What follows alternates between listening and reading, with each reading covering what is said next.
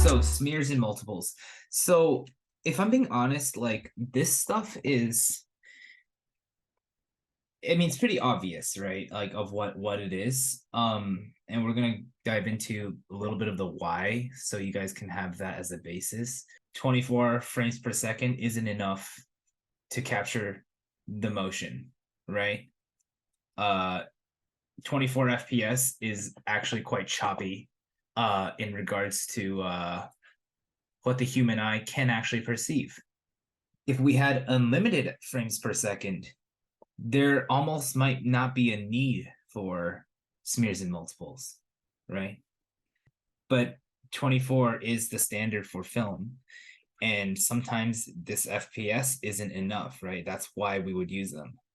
The truth about the art is that the 24 frames per second, because it isn't enough, it's exploitable. You can exploit the aspect that it is choppier to your advantage, right?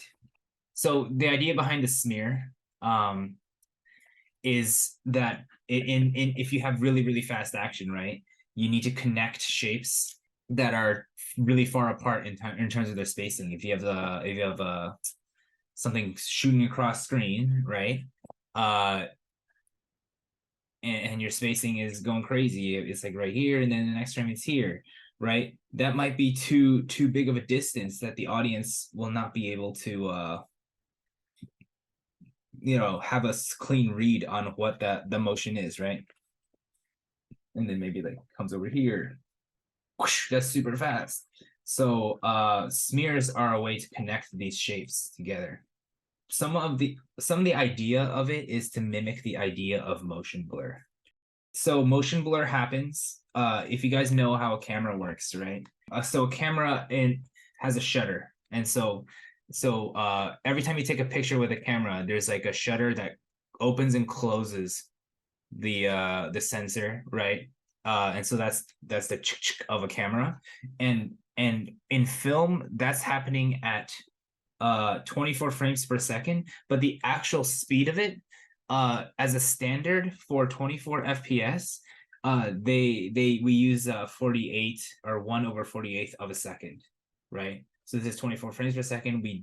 We half that time, and then we get 1/48 of a second. So that's the actual opening of the time of which that photo that in a video, right, that micro photo, that one frame, that photo is taken, it has a shutter speed of 1/48 usually.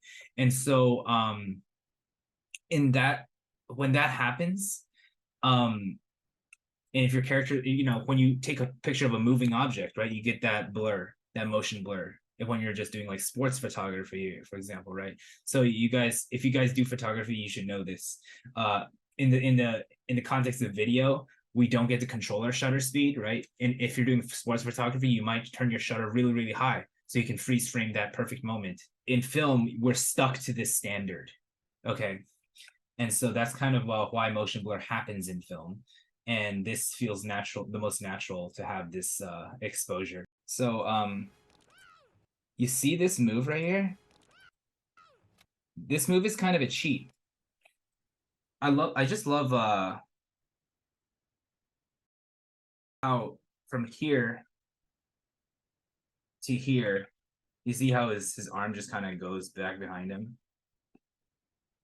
But it's not about, like, the mechanics of it just kind of it's like a magic trick, right? From here to here. Like, how did that get back there? But it's not about the mechanics for this. It's because it's hidden so well in the simplified circular arc and shape for this smear that it works so nice.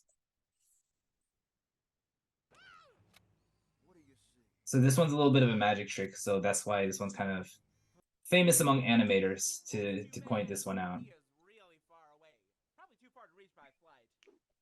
Let's see this arm move too. But yeah, you see, it's like from here and then connecting this idea right into here, just because like you do it over such few frames. When it comes to ghosting, like kind of like transparent, lagging, kind of like those kind of things, they can be used like smears, like whoosh, and then you have like multiples, right? If you don't do them right, it can feel like a stuck frame. Where I like the multiples is when the motion is so quick, like a limb scramble, where it's right. That's happening so fast and repeatedly that you need the multiples. So this is different than just doing one singular wipe. That's what I'm saying. I don't really like multiples in a wipe.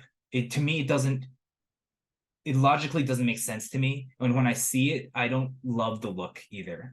I prefer a smear for a wipe. Where I would personally use multiples is when it's a rapid fire kind of effect. So if you have limbs that are going like crazy, like then I would have multiple feet here. That's fine. That's great to me. Or if you're doing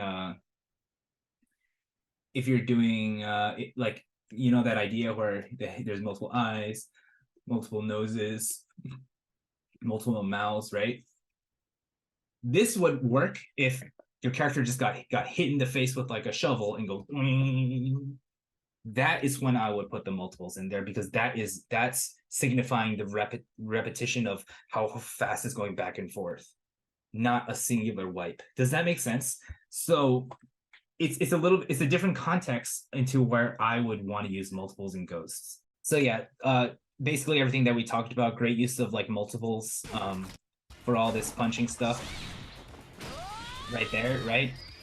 Because it's just happening so fast that 24 FPS is not fast enough to capture it all. Yeah, honestly, there's so much good stuff to just talk about in this. Here, circular shape, then transition into, you know, stretching the head a little bit.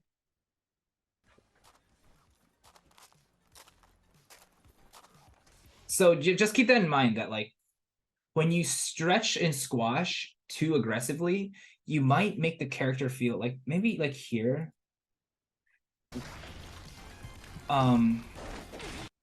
you might make the character feel like the shape of his skull is getting squashed and deformed where it should be a hard object.